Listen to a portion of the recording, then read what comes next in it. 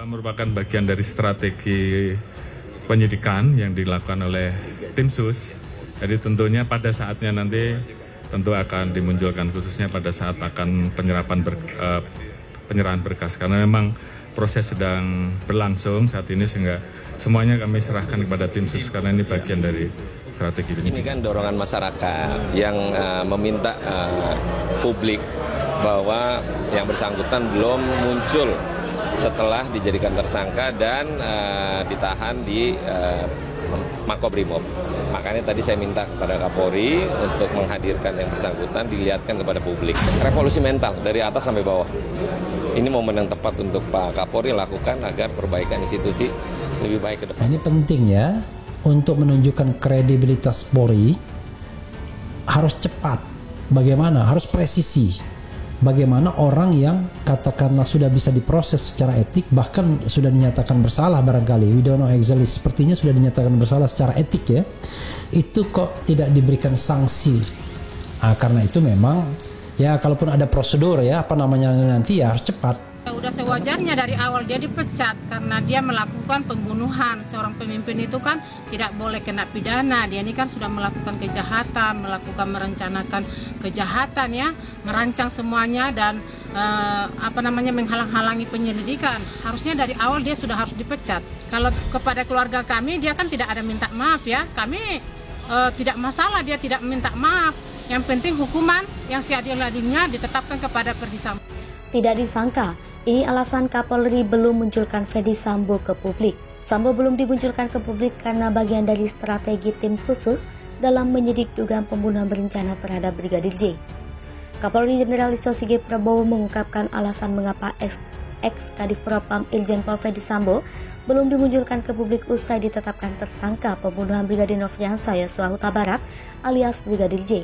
Kapolri mengatakan, Sambo belum dimunculkan ke publik karena bagian dari strategi tim khusus dalam menyidik dugaan pembunuhan berencana terhadap Brigadir J.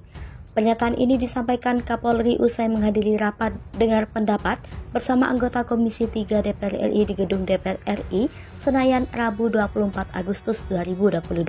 Kata dia, Sambo rencananya bakal menampakkan dirinya ke depan masyarakat saat penyerahan berkas ke Kejaksaan Agung.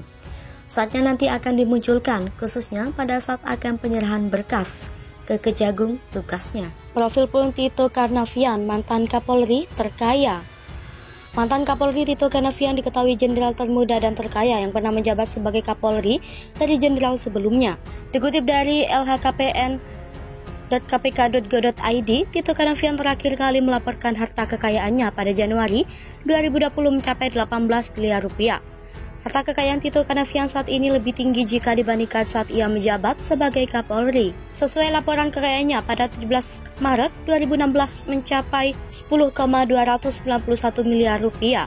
Tito Karnavian adalah pria kelahiran Palembang pada 26 Oktober 1964, Sumatera Selatan. Awalnya Tito Karnavian mengikuti pendidikan di Akabri pada 1987. Karir mantan Kapolri ini melejit terlihat dari awal pendidikannya di Akabri yang mendapatkan gelar MA dalam bidang Police Studies di Universitas Exeter, Inggris. Selanjutnya, Tito Karnavian menyelesaikan pendidikan di Sekolah Ilmu Kepolisian Jakarta pada 1996. Di pendidikan itu, Tito kembali mendapat prestasi strata 1 dalam bidang Police Studies. Tito Karnavian tidak berhenti di situ saja dalam mengembangkan ilmu dan prestasinya. Setelah menamatkan pendidikan sekolah kepolisian di Indonesia, ia lagi-lagi mendapatkan gelar di Singapura pada tahun 2013 dengan prestasi PhD, jurusan Strategic Studies with Interest on Terrorism and Islamic Radicalization di S. Rajaratnam School of International Studies, Nanyang Technological University. Dikutip dari Kompolnas, Tito Karnavian menjadi salah satu anggota kepolisian yang meraih prestasi dan kenaikan pangkat paling cepat. Seorang polisi terbaik ini mengawali tugasnya di Polres Jakarta Pusat. Nama Tito Karnavian terkenal ia mengungkapkan kasus Tommy Soeharto yang menjadi otak pembunuhan Hakim Agung Syaifuddin pada 2001 lalu. Ia bertugas sebagai ketua tim Kobra yang dibentuk oleh Reskrim Polda Metro Jaya. Keberhasilannya mengungkap kasus besar, ia mendapat kenaikan pangkat menjadi Ajun Komisaris Besar atau AKBP. Dari berbagai kasus besar yang diungkapkan Tito Karnavian tersebut, membuat dirinya semakin terkenal hingga saat ini. Setelah pensiun dari kepolisian, Tito mendapat kepercayaan dari Presiden Jokowi untuk menjadi Menteri Dalam Negeri tahun 2019. Ia menjadi purna polisi pertama yang menjabat sebagai Menteri Dalam Negeri saat ini. Profil Satgasus Merah Putih dibentuk Tito Karnavian dibubarkan Listio Sigit Prabowo. Keberadaan Satuan Tugas Khusus Kepolisian Republik Indonesia atau lebih dikenal dengan sebutan Satgasus Merah Putih berakhir kemarin Kamis 11 Agustus 2022.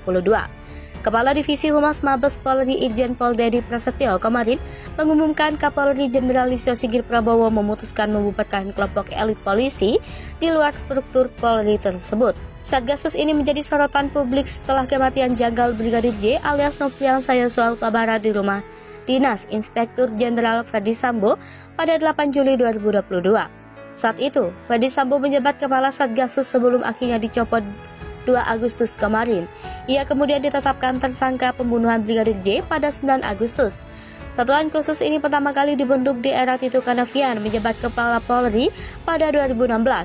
Tim ini dibentuk untuk menangani berbagai perkara besar lintas direktorat di Badan Reserse Kriminal Polri. Mayoritas kasus yang ditangani ketika itu adalah penyelundupan sabu jaringan internasional. Namun, latar belakang pembentukan Satgasus Merah Putih ini diduga berawal dari demonstrasi besar-besaran masyarakat yang mengkritik mantan Gubernur DKI Jakarta Basuki Cahayapurnama karena dinilai menghina agama Islam. Polisi lantas membentuk tim khusus untuk mendekati kalangan ulama. Saat itu, Polri tidak membeberkan anggaran yang dialokasikan untuk tim tersebut. Tempo berupaya meminta konfirmasi kepada Tito mengenai cerita pembentukan Satgasus ini, tetapi ia belum meresponsnya. Saat rapat dengan pendapat di gedung DPR pada Februari 2017, Komisi Hukum DPR sempat menyebutkan orang-orang yang mengisi Satgasus seolah memiliki darah biru dalam institusi kepolisian. Tito Karnavian menjawab orang-orang yang ada dalam Satgasus Merah Putih memang dipilih sesuai dengan kesamaan pikiran, visi, serta mereka harus satu hati. Anggota DPR kepanasan, disebut Komarudin terima dana Sambo jangan-jangan bukan tuduhan. Deoli Payumara melerai debat panas antara kuasa hukum Brigadir J dan anggota DPR Arteria Dahlan. Perdebatan panas terjadi antara anggota DPR RI dari Komisi 3 Arteria Dahlan dengan pengacara keluarga Brigadir J, Komarudin Simanjuntak. Debat panas itu bahkan sampai dilerai oleh mantan pengacara Baradae, Deoli Payumara yang menggebrak meja. Arteria Dahlan yang awalnya emosi dan mengancam Komarudin Simanjuntak pun sampai terdiam dan mengangguk. Debat panas ini terjadi karena adanya salah persepsi dari kata jangan-jangan yang dilontarkan oleh Komarudin Simanjuntak. Dilansir dari acara Catatan Demokrasi di YouTube TV One News, Rabu 24 Agustus 2022, Komarudin Simanjuntak menyentil Komisi 3 yang seolah diam pada kasus pembunuhan berencana yang dilakukan oleh Ferdy Sambo. Pertanyaannya, apa sih kerajaan Komisi 3? Jangan-jangan dia kebagian juga, sindir Komarudin Simanjuntak. Deoli Payumara gebrak meja bukan tanpa alasan. Ia menyebut dugaan tersebut dikarenakan pihaknya sudah mengirim surat beberapa kali ke Komisi 3 namun tak kunjung dibalas. Mendengar pernyataan itu, Arteria Dahlan pun langsung naik pitam. Arteria Dahlan juga menantang Komarudin Simanjuntak untuk menunjukkan buktinya. Mendengar itu, Komarudin Simanjuntak pun mencoba memberikan penjelasan. Kemudian ia pun tampak naik pitam dan meminta Komarudin Simanjuntak mencabut kata-katanya. Mendengar perdebatan panas itu, Deoli Payumara pun buka suara. Ia mencoba menjelaskan pada Arteria Dahlan apa makna dari kata jangan-jangan yang disampaikan oleh Komarudin Simanjuntak. Namun sebelum menjelaskan hal itu, Deoli Payumara sempat dipotong oleh Komarudin Simanjuntak. Namun sebelum selesai menjelaskan, ia langsung dipotong oleh Komarudin Simanjuntak yang mengaku kenal lama dengan Arteria Dahlan. Ia pun kemudian dipersilakan untuk menyampaikan poin yang ingin ia jelaskan. Ia pun kemudian mencoba untuk melerai perdebatan tersebut.